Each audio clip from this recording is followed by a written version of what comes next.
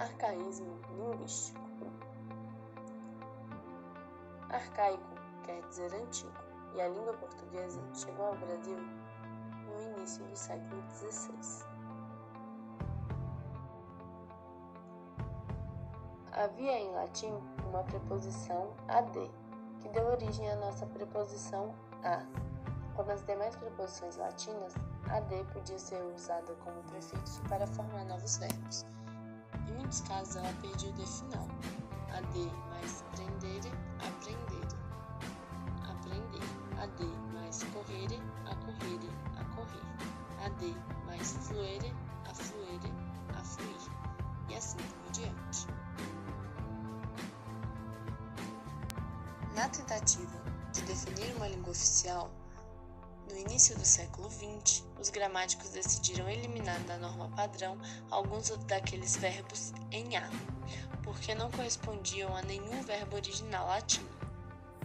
Foi assim que no português clássico e moderno já não se encontra mais alumiar, a queixar, a lembrar.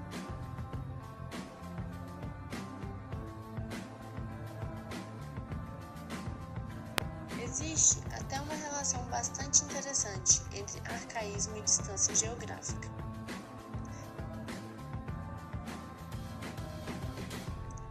Quanto mais distante do seu local de origem, mais arcaica permanece a língua.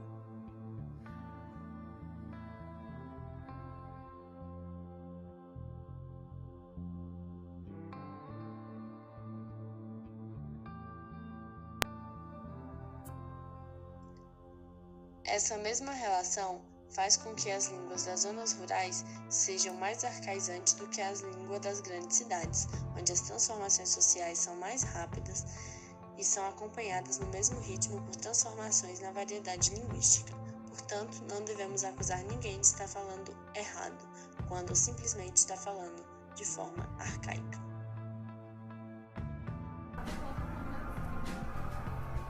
Prosseguindo então, para o próximo conceito, iremos abordar aquele probleminha ainda não resolvido pelos gramáticos e que por isso acabam sendo um pesadelo para quem tem de ensinar e aprender todo esse tema.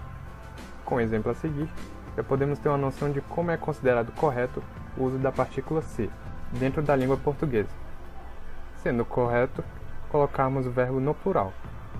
Neste caso, o verbo comer.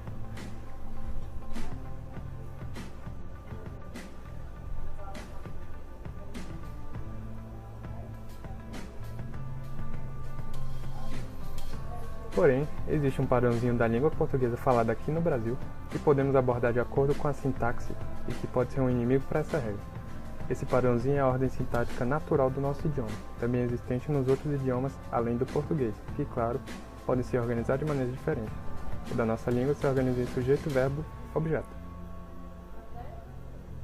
No português Brasil, a palavra ser, em enunciados como este, ocupa o lugar do sujeito na ordem canônica da língua e exerce plenamente essa função. Não podemos considerar abate-se 1000 galinhas uma forma passiva porque ao usar essa forma de expressão, o falante está querendo enfatizar o ato de abater as aves. Já em 1000 galinhas são abatidas, estamos diante de uma forma realmente passiva, na qual se acentua o destino a que as galinhas estão sujeitas. Podemos dizer que o pronome se, em frase desse tipo, não é uma partícula passivadora, mas sim o sujeito da oração. E por estar no singular, o verbo também deve estar no singular. Consequentemente, o verbo no plural torna a frase incoerente, deixa sem sentido e lógica. Frases deste tipo não estão na voz passiva, mas sim na voz ativa, porque correspondem a uma clara intenção da parte do falante de enfatizar a ação praticada. Poderíamos resolver toda a questão dizendo que é simplesmente um pronome pessoal usado para indicar um sujeito indeterminado.